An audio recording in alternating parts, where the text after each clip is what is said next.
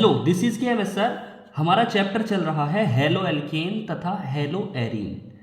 Halo alkane तथा hello arene में lecture number 7 तक हम हेलो एल्केन को कंप्लीट कर चुके हैं। आज हम पढ़ रहे हैं हेलो एरीन्स को। ये हेलो एरीन्स क्या होती हैं? तो हेलो एरीन्स को जानने के लिए हमको एक शब्द पर ध्यान देना होगा। देखिए, हम बेसिक से बात करते हैं। हेलो एरीन क्या होती है? तो हेलो एरीन को जानने के लिए हमें एक शब्द तो समझना होगा यहाँ पर, एरोमेटिक यौगिक को। एरोमेटिक यौगिक को। और एक शब्द हमें जानना होगा यहां पर, हाइड्रोकार्बन को। अगर आप न्यू हैं, आपको जानकारी में नहीं है, तो मैं आपको बता दूं हाइड्रोकार्बन का मतलब और एरोमेटिक यौगिक का मतलब। तो समझें, हाइड्रोकार्बन दो शब्दों से मिलकर बना होता है। एक शब्द आ रहा है हाइड्रोकार्बन में, हाइड्रो, और दूसरा शब्द आ रहा है कार्बन। मतलब हाइड्रो का मतलब होता है हाइड्रोजन और कार्बन का मतलब हो गया कार्बन। मतलब वे यौगिक होते हैं जिनमें कार्बन और हाइड्रोजन पाया जाता है, उनको कहते हैं हाइड्रोकार्बन। जैसे CH4 हो गया। देखो, कार्बन और हाइड्रोजन से मिलकर बना है, तो इसका मतलब ये एक हाइड्रोकार्बन है। हाइड्रोकार्बन का मतलब होता है जिनमें कार्बन और हाइड्रोजन पाए जाते हैं। चलिए, इतनी बात आप समझ चुके। जैसे हमारा दूसरा एग्जाम्पल ले लो, C2H6, C6H6। इस तरीके से जिन यौगिक में भी कार्बन और हाइड्रोजन पाया जाता है वो हाइड्रोकार्बन कहलाते हैं। चलिए, अब बात करते हैं हम एरोमेटिक यौगिक की। एरोमेटिक यौगिक का जो सबसे अच्छा एग्जाम्पल है, वैसे एरोमेटिक यौगिक को समझने के लिए तो हमें 11th क्लास में जाना होगा। जो हगल रूल का फॉलो करते हैं वो एरोमेटिक यौगिक कहलाते हैं। लेकिन मैं इसे आपकी आसान भाषा में बात कर रहा हूं। फिलहाल एरोमेटिक यौगिक का सबसे अच्छा एग्जाम्पल समझ लो फिलहाल के लिए, बेंजीन। मतलब बेंजीन का सूत्र अभी आपने देखा C6H6 होता है। ये बेंजीन जो है ये एक एरोमेटिक यौगिक का सबसे अच्छा एग्जाम्पल है और इसका सूत्र होता है C6H6। मतलब 6 कार्बन होते हैं और 6 हाइड्रोजन होते हैं। चलिए, एक बार इसकी संरचना को देखते हैं, संरचना कैसे बनती है बेंजीन की। तो देखो, बेंजीन में 6 कार्बन है और 6 हाइड्रोजन है। मैंने आपको संरचना बनाते टाइम बताया होगा कि कार्बन की जो वैलेंसी होती है वो 4 होती है और हाइड्रोजन की वैलेंसी 1 होती है। मतलब कार्बन 4 बॉन्ड बनाता है और हाइड्रोजन 1 बॉन्ड बनाता है और 4 बॉन्ड बनाएगा इस तरीके से। चलो देखते हैं हम एक बार स्ट्रक्चर कैसे बनाए। मैंने आपको जब संरचना बताई थी तो संरचना बनानी सिखाई थी। चलिए एक बार फिर से अगर रिवाइज करें तो 6 कार्बन है, 6 हाइड्रोजन। 6 कार्बन को मैंने इस तरीके से रखा था, 1 2 3 4 5 और एक 6 कार्बन हम रख चुके हैं। अब इसके बाद हर कार्बन के साथ एक एक हाइड्रोजन रख देते हैं। 1 hydrogen, 2 hydrogen, 3 hydrogen, 4 hydrogen, 5 hydrogen और एक 6 हाइड्रोजन। इस तरीके से हमने सभी के पास एक एक हाइड्रोजन को रख दिया है। अब आपको पता है कि कार्बन की वैलेंसी 4 होती है। मतलब 1 2 3 4 कार्बन के लास्ट सेल में, सभी कार्बन के लास्ट सेल में 4 इलेक्ट्रॉन होते हैं। 1 2 3 4, 1 2 3 4, इस तरीके से 1 2 3 4, 1 2 3 4। और हाइड्रोजन के लास्ट सेल में आपको पता है सभी हाइड्रोजन के लास्ट सेल में कितने, 1 इलेक्ट्रॉन होते हैं। अब देखें कि भाई कार्बन कितने बॉन्ड बनाता है, 4। देखो, एक इससे बना गया, कार्बन के 4 में से 1 बॉन्ड बन चुका है और एक इधर बॉन्डिंग कर गया, एक हो गया इसका 5। इस तरीके से कार्बन के जो 4 थे, 4 बॉन्ड बनाएगा जिसमें से 5 और एक 6।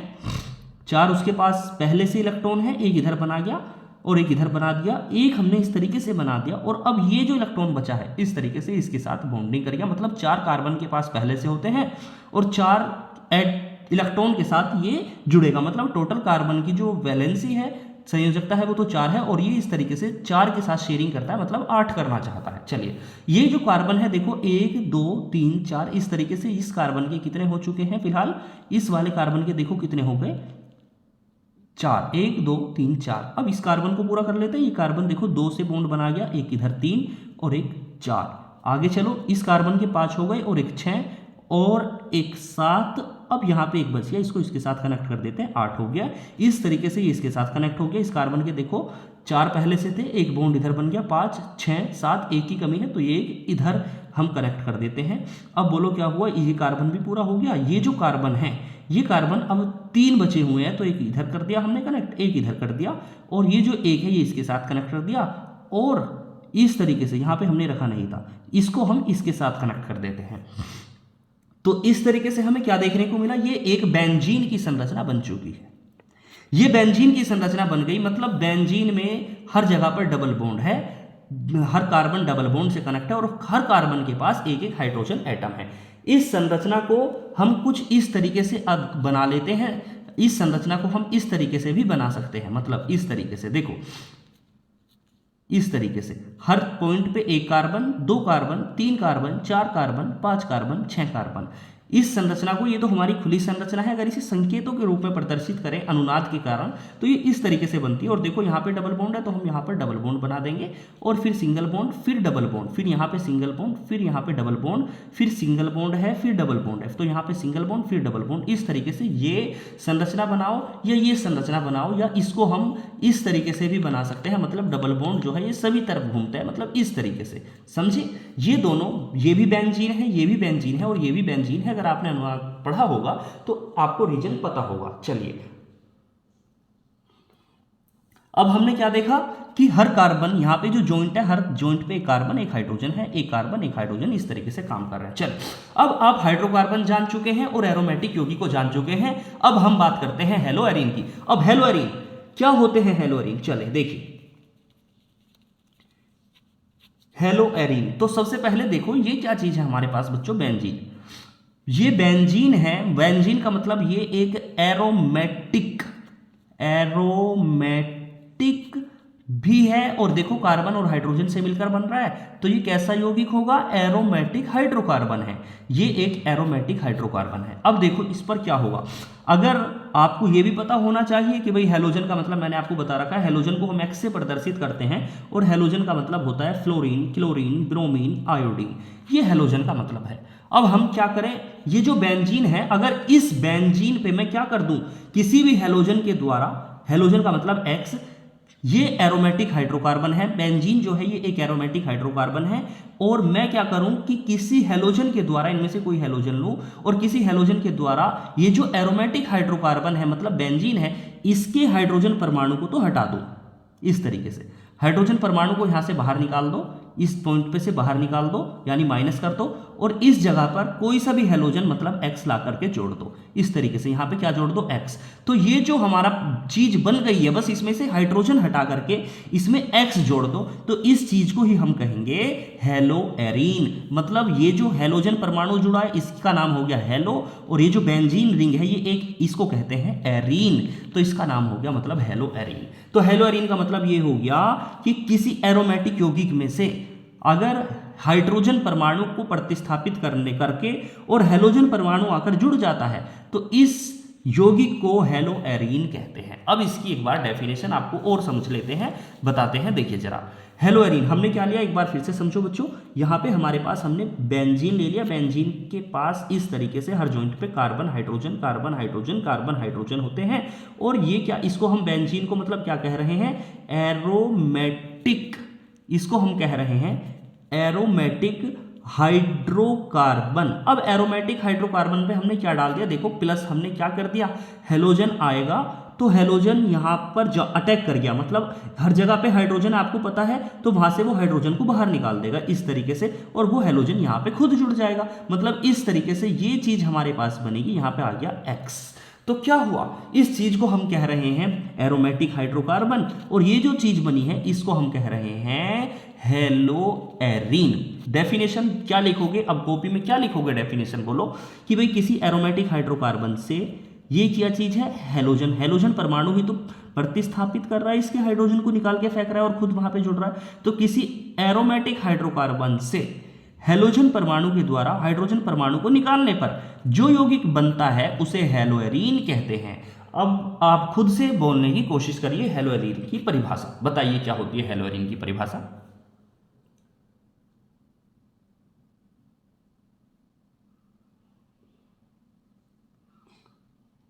तो क्या आपको याद हो चुकी है, बताइए। किसी एरोमेटिक हाइड्रोकार्बन से हेलोजन परमाणु के द्वारा हाइड्रोजन परमाणु को निकालने पर जो यौगिक प्राप्त होता है उसे हेलोएरीन कहते हैं। चलिए अब बात आगे कर लेते हैं। हेलोएरीन का मतलब देखो, जैसे हमारे पास ये हेलोएरीन हो गया, यहाँ पे हम x की वैल्यू क्या क्या रख सकते हैं, f रख सकते हैं, Cl रख सकते हैं, Br रख सकते हैं और I रख सकते हैं। f रखा तो f का मतलब फ्लोरो, Cl का मतलब क्लोरो, Br का मतलब ब्रोमो, I का मतलब आइडो। अब देखो जैसे हम मान रख दें, जैसे हमने यहाँ पे रखा इस तरीके से, इस तरीके से हमने F रख दिया। तो F का मतलब क्या होता है बच्चों, अगर इनके नाम पूछ ले पेपर में, IUPAC नाम पूछ ले या इनके सामान्य नाम पूछ ले, देखो अगर इनके सामान्य नाम पूछ ले या IUPAC नाम पूछ ले तो इनके जो नाम है सामान्य में भी और IUPAC में भी कॉमन नेम होते हैं, सेम नेम होते हैं। जैसे इसका नाम देखो क्या होगा, इसका नाम बताओ क्या होगा, हेलो। हेलो का मतलब क्या हो गया, F जुड़ रहा है, फ्लोरो, मतलब यहाँ पे हो गया फ्लोरो।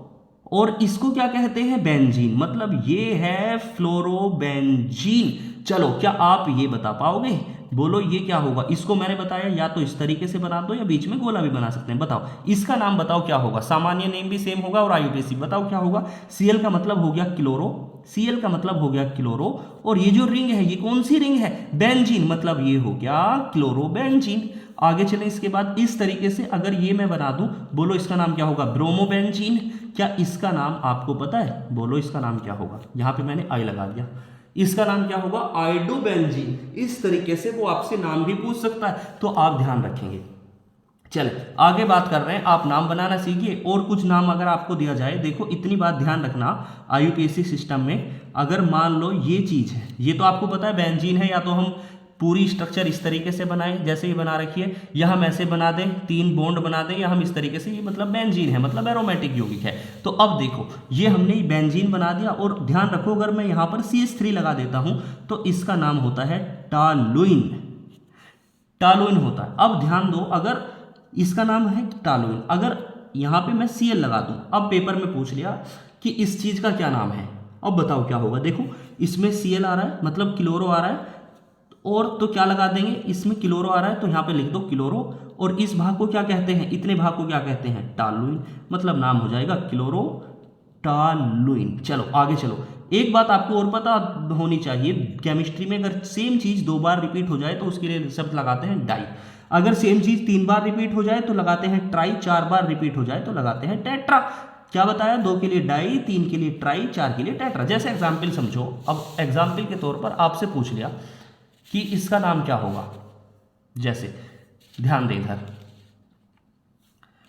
हमारे पास लिख के दे दिया यहां पर Cl, और पेपर में पूछ लिया इसका नाम क्या होगा, तो देखो इसके अंदर 2 क्लोरो आ रहे हैं, तो 2 के लिए हम क्या लगाएंगे, डाई क्लोरो, और ये आपको पता है इस रिंग को हम कहते हैं, इतने भाग को कहते हैं बेंजीन। साथ के साथ आप नोट्स बनाते चलें बेहतर तरीके से, तो इसका नाम हो गया डाइक्लोरोबेंजीन। चलो अब देखो, अगर ये पूछ लिया आपसे इस तरीके से, यहाँ पे Cl लगा दिया, यहाँ पर Cl लगा दिया, यहाँ पर Cl लगा दिया, इसका नाम, एक नाम और बता सकते हैं हम, देखो बेंजीन की रिंग अगर हम यहाँ से माने तो पहली लोकेशन और ये दूसरी लोकेशन, तो इसको ये भी कह सकते हैं 1,2 डाइक्लोरो बेंजीन, अगर हम लोकेशन के साथ लिखें तो ध्यान रखना इस बात को। अब बोलो इसका क्या नाम होगा, चलो गिनती इधर से शुरू कर लेते हैं, कहीं से भी शुरू कर सकते हैं। बेंजीन में तीनों क्लोरीन है, तो इधर से शुरू कर रहे हैं, मान लो 1 2 3 4 5 6, तो देखो पहली लोकेशन पे क्लोरो आ रहा है, तीसरी पर आ रहा है और 5वीं पर आ रहा है, तो हम कहेंगे 1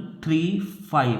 3 चीज सेम बार रिपीट हो गई, तो 3 के लिए क्या लगाते हैं, ट्राई, तो देखो क्लोरो 3 बार आ गया, तो 1 3 5 ट्राई, और नाम में हो जाएगा क्लोरो, और इस पोर्शन को कहते हैं हम बेंजीन, 1 3 5 ट्राइक्लोरो बेंजीन। इस तरीके से क्या आप IUPAC नाम बनाना सीख गए। चलो एक क्वेश्चन अगर मैं आपको दूं, इसका नाम बताइए क्या होगा, Cl, बोलो इसका क्या नाम होगा। चलो इधर से काउंटिंग कर लेते हैं, 1 2 3 4 5 6, तो क्या होगा 1,4 डाइक्लोरोबेंजीन। इस तरीके से आप नाम बनाओगे। चलो आगे बात कर रहे हैं, अब बात करते हैं हमने क्या क्या सीख लिया। हमने हेलोएरीन की परिभाषा देख ली, एग्जाम्पल भी देख लिया, एग्जाम्पल ये वाला एग्जाम्पल भी हमने देख लिया हेलोएरीन का, और इसके बाद हमने IUPAC नाम और सामान्य नाम भी सीख लिए। अब हम बात करते हैं कि हेलोएरीन को बनाई कैसे, ये ही हमारा सबसे इंपॉर्टेंट सवाल है, कैसे बनाएं हम हेलोएरीन को। तो देखिए, तो देखो सबसे पहले हेलोएरीन बनाने की जो विधि है उसके अंदर हम देखते हैं हेलोएरीन को बेंजीन से बना रहे हैं इस तरीके से। देखो बेंजीन लो, अब बेंजीन से कैसे बनाएंगे, तो हमने यहां पे सबसे पहले बेंजीन को ले लिया और बेंजीन पे हम रिएक्शन करा रहे हैं बेंजीन से। बेंजीन का जो करा रहे हैं वो रिएक्शन हेलोजनीकरण करा रहे हैं बेंजीन से, कोष्ठ में कर सकते हैं हेलोजनीकरण से। मतलब बेंजीन के हैलोजनीकरण से रिएक्शन करा रहे हैं। हैलोजनीकरण का मतलब होता है हैलोजन के साथ क्रिया, जैसे F2Cl2 Br2 इस तरीके से। तो चलो ये हमने बेंजीन ले लिया और बेंजीन की रिएक्शन हमने क्लोरीन के साथ करा दी, Cl2 के साथ करा दी। ध्यान रखना ये जो रिएक्शन होती है वो FeCl3 की उपस्थिति में होगी। तो अब होगा क्या, देखिए ये Cl 2 Cl हैं जिसमें से एक Cl यहां पर अटैक करेगा। जब ये यहां पर अटैक करके जुड़ जाएगा, कब जुड़ेगा ये तो Cl आया और यहां पर जुड़ गया। जब ये यहां पर जुड़ा इसमें से एक H निकला और एक Cl यहां पे बचा हुआ है, वो एक H एक Cl के साथ रिएक्शन करके बाहर निकल गया, मतलब HCl। और ये क्या बन गया हमारे पास, क्लोरोबेंजीन। ये बन गया हमारे पास क्लोरोबेंजीन। अब इसकी थ्योरी क्या लिखेंगे, जब बेंजीन की क्रिया FeCl3 की उपस्थिति में हैलोजन के साथ कराई जाती है या क्लोरीन के साथ कराई जाती है तो क्लोरोबेंजीन बनता है। जैसे एग्जाम्पल, बस ये समीकरण देके आ जाएंगे, ये आपको दिमाग में चली गई होगी बातें। अभी पूरा वीडियोस देखिए और उसके बाद हम रिवीजन करेंगे और याद करा के आपको तब कंप्लीट करेंगे चीजें। पहला भाग हमारा पूरा हो गया। दूसरा बात हम कर रहे हैं डाई एंजोनियम लवण से। बेंजीन दूसरी विधि है हमारी हेलोरीन बनाने की, बेंजीन डाई एंजोनियम लवण से। तो बेंजीन डाई एंजोनियम लवण क्या होते हैं, क्या आपको फॉर्मूला पता है बेंजीन डाई एंजोनियम लवण का? बोलो। बेंजीन का मतलब होता है ये हमने बेंजीन बना दिया, देखें। और उसके बाद हमने यहां पर ले लिया है डाई एंजोनियम। डाई एंजोनियम का मतलब होता है दो नाइट्रोजन यानी N2। लवण का मतलब जैसे FCl Bri, यहां पे हम Cl ले सकते हैं। लवण का मतलब कुछ भी रख सकते हैं। चलो, तो बेंजीन डाई एंजोनियम लवण से बना रहे हैं, तो बेंजीन का मतलब हमने ले लिया ये बेंजीन रिंग है, और यहां पे डाई का एंजोनियम का मतलब N2 और लवण का मतलब हमने Cl ले लिया। अब देखो क्या करते हैं, इसको जब हम गर्म कर रहे हैं, इसको गर्म करते हैं किसकी उपस्थिति में, ध्यान दें यहां पर हम ले रहे हैं CuCl और HCl, बस इसकी उपस्थिति में गर्म कर दो। ध्यान रखो, मान लो हमारे पास कोई चीज है और उसको हम गर्म करेंगे, तो गर्म करने पर उसमें से गैस उड़ने लगती है, आपको पता है। और गैस के एग्जाम्पल भी आपको पता है, जैसे N2, O2, F2, Cl2, इस तरीके से CO2, ये सब गैस होती है। तो हमने क्या किया बच्चों, ये बेंजीन हो गया और ये डाई एंजोनियम और ये क्लोराइड हो गया। बेंजीन डाई एंजोनियम क्लोराइड को CuCl और HCl की उपस्थिति में जब गर्म कर रहे हैं, तो देखो यहाँ पे कोई गैस आपको दिखाई दे रही है इस भाग के अंदर, ये रही देखो N2 है ये मौजूद यहाँ पर, तो N2 तो निकल गई अलग, और देखो ये Cl बचा रह गया। मतलब इस तरीके से क्या बन गया हमारे पास, Cl, और इसका नाम क्या हो गया, Cl का मतलब क्लोरो, और ये बन चुका है बेंजीन नीचे, मतलब क्लोरोबेंजीन। क्लोरो का मतलब हेलो, हेलोएरिन बन गया, हेलोएरिन भी कह सकते हैं इसे। तो इस तरीके से हमारी दूसरी विधि प्राप्त हो गया। और ध्यान रखना, ये जो मेथड हमारा है, इस मेथड को एक नाम से जानते हैं हम, और वो नाम है सैंडमायर अभिक्रिया। बहुत ज्यादा इंपॉर्टेंट है ये रिएक्शन भी, सैंडमायर अभिक्रिया। अगर वो पेपर में कहेगा सैंडमायर अभिक्रिया पे टिप्पणी कीजिए, तो क्या लिखेंगे, जब बेंजीन डाई एंजोनियम क्लोराइड की क्रिया CuCl और HCl के साथ कराई जाती है तो क्या बनता है, क्लोरोबेंजीन बनता है। इस अभिक्रिया को सैंडमायर अभिक्रिया कहते हैं। ये एग्जाम्पल हमने लिख दिया। चलो, अब तीसरी बात हम करते हैं, एक और बात आती है, एक और रिएक्शन आती है, उसका नाम है गाटरमान अभिक्रिया। ये भी बहुत इंपॉर्टेंट रिएक्शन है। गाटरमान अभिक्रिया से हम बना रहे हैं हेलोरीन को। तो देखो गाटरमान अभिक्रिया में क्या करना है, अभी आपने क्या लिया, सैंडमायर में क्या ले रहे हैं, बेंजीन डाई एंजोनियम क्लोराइड।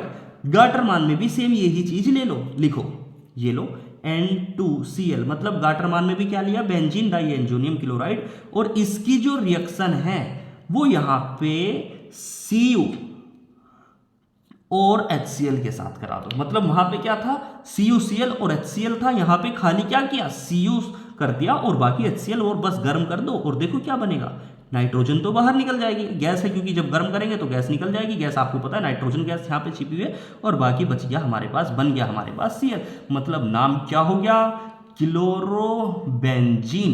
इस तरीके से ये हेलोरीन बन गया, और इस रिएक्शन को हम कहेंगे गाटरमान अभिक्रिया। मतलब क्या है फर्क हुआ सैंडमायर और गाटरमान में, सैंडमायर के अंदर क्या लिखते हैं, जब बेंजीन डाई एंजोनियम क्लोराइड की क्रिया CuCl और HCl के साथ कराई जाती है तो क्लोरोबेंजीन बनता है। इस अभिक्रिया को सैंडमायर अभिक्रिया कहते हैं। और गाटरमान का मतलब क्या होगा, जब बेंजीन डाई एंजोनियम क्लोराइड की क्रिया Cu और HCl के साथ, HCl के साथ कराई जाती है तो क्लोरोबेंजीन बनता है। इस अभिक्रिया को गाटरमान अभिक्रिया कहते हैं। इस तरीके से ये तीसरा मेथड भी हमारा पूरा हो गया। और लास्ट मेथड की हम बात करते हैं। देखिए लास्ट मेथड का नाम होता है बाल्ज सीमेन अभिक्रिया।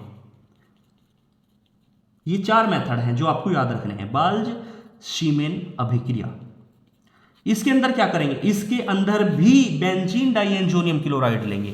ये लो देखिए रिएक्शन, ध्यान दे इधर, इसके अंदर भी हमने क्या ले लिया, N2Cl, बेंजीन डाइएंजोनियम क्लोराइड। ध्यान रखना इसकी जो रिएक्शन कराते हैं वो HBF4 के साथ कराते हैं।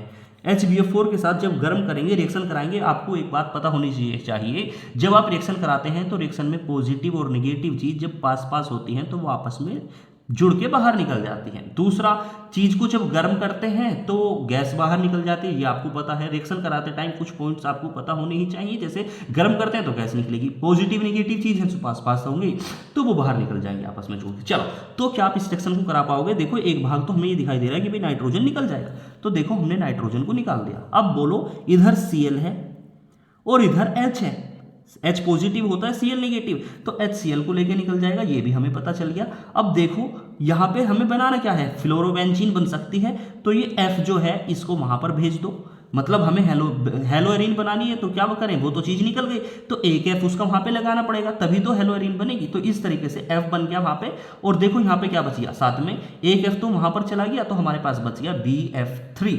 इस तरीके से ये क्या बन गया, फ्लोरोबेंजीन। अगर वो पेपर में पूछे कि फ्लोरोबेंजीन बनाने की किसी एक अच्छी विधि का नाम लिखिए, तो आंसर है बाल्ज-शीमन अभिक्रिया। इस तरीके से हम चारों रिएक्शन को सीख चुके हैं। अब बात करते हैं एक बार इनके रिवीजन की। तो देखो चलो, अब यहां पर ध्यान दो, अब पूरी तरीके से हम रिवाइज करेंगे इन सारी रिएक्शंस को। देखिए हमने 4 मेथड देखे हेलोएरीन बनाने के। पहला मेथड था हमारा हेलोजनीकरण से। दूसरा मेथड हमने देखा इसके बाद सैंडमायर अभिक्रिया से। तीसरा मेथड हमने देखा गाटरमान अभिक्रिया से।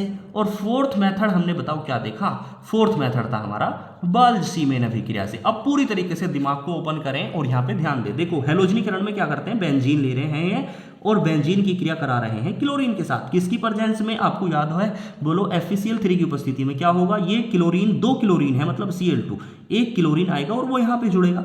जब वो यहाँ पर जुड़ेगा तो देखो क्या बनेगा, Cl, और जहां पर वो जुड़ेगा आपको पता है हर जगह पे हाइड्रोजन होता है, वहां से एक हाइड्रोजन निकलेगा और इसका एक Cl लेके वो HCl की फॉर्म में बाहर निकल गया, तो क्या बन गया, क्लोरोबेंजीन। कॉन्सेप्ट क्या लिखेंगे, जब बेंजीन का हेलोजनीकरण या बेंजीन की क्रिया FeCl3 की उपस्थिति में क्लोरीन के साथ कराई जाती है तो क्लोरोबेंजीन बनता है। बस अब बात करते हैं दूसरी रिएक्शन सैंडमायर की। बताओ क्या करते हैं सैंडमायर में।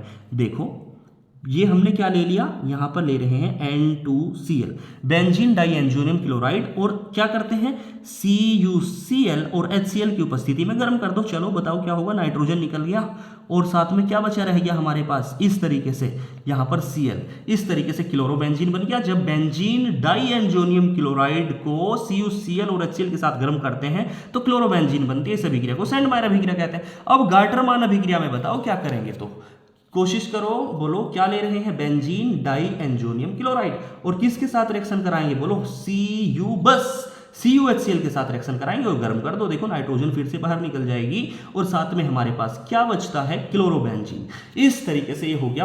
अब बात करते हैं बाल्ज-शीमन की, मतलब सैंडमायर में भी बेंजीन डाइएंजोनियम क्लोराइड लेंगे, गाटरमान में भी बेंजीन डाइएंजोनियम क्लोराइड लेंगे, और बाल्ज-शीमेन में भी बेंजीन डाइएंजोनियम क्लोराइड लेंगे। इसमें भी बेंजीन डाइएंजोनियम क्लोराइड मतलब C6H6, और यहां पर N2Cl ले लिया। किसके साथ रिएक्शन कराएंगे, बस पर क्या है, HbF4 के साथ रिएक्ट करा रहे हैं। अब बोलो क्या होगा, N2 निकल जाएगी, H ले जाएगा Cl को, तो देखो N2 निकल गया और H ले गया Cl को। अब बोलो एक F वहां पे चला गया इस तरीके से, और ये क्या बच गया, BF3, इसको प्लस करके लिख दो। इस तरीके से रिएक्शन हो गया। तो क्या आप चारों रिएक्शन करना सीख चुके हैं, बार बार इनकी प्रैक्टिस करिए। अब आप रिएक्शन करना सीख चुके हैं, जो हमने अभी पहले पढ़ा था उसका भी एक बार रिवाइज कर लेते हैं। देखो हेलोएरीन की परिभाषा क्या होती है, तो मैंने आपको बताया था कि किसी एरोमेटिक हाइड्रोकार्बन से हेलोजन परमाणु के द्वारा हाइड्रोजन परमाणु को निकालने पर जो यौगिक प्राप्त होता है उसे हेलोएरीन कहते हैं। मैंने नाम बनाना सिखाया कि भाई F जुड़ गया अगर बेंजीन में तो नाम हो जाएगा फ्लोरोबेंजीन, Cl जुड़ा क्लोरोबेंजीन, Br ब्रोमोबेंजीन, I जुड़ा आयोडोबेंजीन। इस तरीके से मैंने बताया कि भाई अगर यहाँ पे ये पोर्शन है तो इसको कहते हैं टालुइन, और यहाँ पे क्लोरीन जुड़ गया तो क्लोरोटालुइन कह देंगे। इस तरीके से आपने नाम बनाने सीख लिए और इसके बाद आपने 4 मेथड से हेलोएरीन को बनाना सीख लिया। अब बात करते हैं हम हेलोएरीन के भौतिक गुण के बारे में, फिर नेक्स्ट वीडियो में हम रासायनिक गुण को देखेंगे और इस चैप्टर को हम कंप्लीट करेंगे। तो चलिए देख रहे हैं रास्ता। अब बात कर रहे हैं हम कि इसके भौतिक गुण क्या होते हैं, तो देखिए ध्यान दें, भौतिक गुण, physical properties, physical properties, physical properties के बारे में देखो, इसकी अवस्था मतलब स्टेट। हेलोअरीन होते कैसे होंगे, तो देखिए हेलोअरीन सामान्यतः द्रव होते हैं, मतलब जैसे पानी पानी पानी की तरह द्रव, जैसे तेल होते हैं, ऑयल होते हैं, हेलोअरीन सामान्यतः द्रव होते हैं। चलिए आगे बात करते हैं। अब बात कर रहे हैं इनके क्वथनांक की। क्वथनांक मतलब, क्वथनांक का मतलब होता है वह टेम्परेचर जिस पर कोई लिक्विड उबल जाए, उसे क्यों कहते हैं क्वथनांक। जैसे एग्जांपल समझो, हमारे पास पानी है, पानी को गर्म करते हैं तो हो सकता है पानी की भाई 100 डिग्री टेम्परेचर देते हैं तब वो उबलता है, और हो सकता है बहुत सी चीज ऐसी हो सकती है कि उसको हम और ज्यादा 100 की बजाय मतलब 110 डिग्री सेल्सियस तक गर्म करेंगे तब जाके वो उबलेगी, बॉईल होगी, मतलब हम कहेंगे कि इससे ज्यादा जो क्वथनांक है वो इसका है। चलो इस तरीके से क्वथनांक देखो इनके, हेलोअरीन के क्वथनांक। अगर मैं आपसे कहूं C6H5, यहां पे मैं सामान्य बात लिख रहा हूं, देखो ये F है, यहाँ पे मैंने लिखा फ्लोरोबेंजीन, यहाँ पर मैंने लिखा क्लोरोबेंजीन, और यहाँ पर मैंने लिख दिया ब्रोमोबेंजीन, और यहाँ पर मैंने लिख दिया आयोडोबेंजीन। और क्वथनांक के बारे में मैंने बताया, पूछा कि इनमें से किसका क्वथनांक ज़्यादा है। पहली बात तो आपको ये बताओ, fluorine, fluorine, chlorine, bromine, iodine, इनमें इसका परमाणु भार कम होता है, मतलब इसका जो मास है वो कम होता है, उससे ज़्यादा क्लोरीन का, क्लोरीन से ज़्यादा ब्रोमीन का, ब्रोमीन से ज़्यादा आयोडीन का, ये आपने पढ़ा होगा।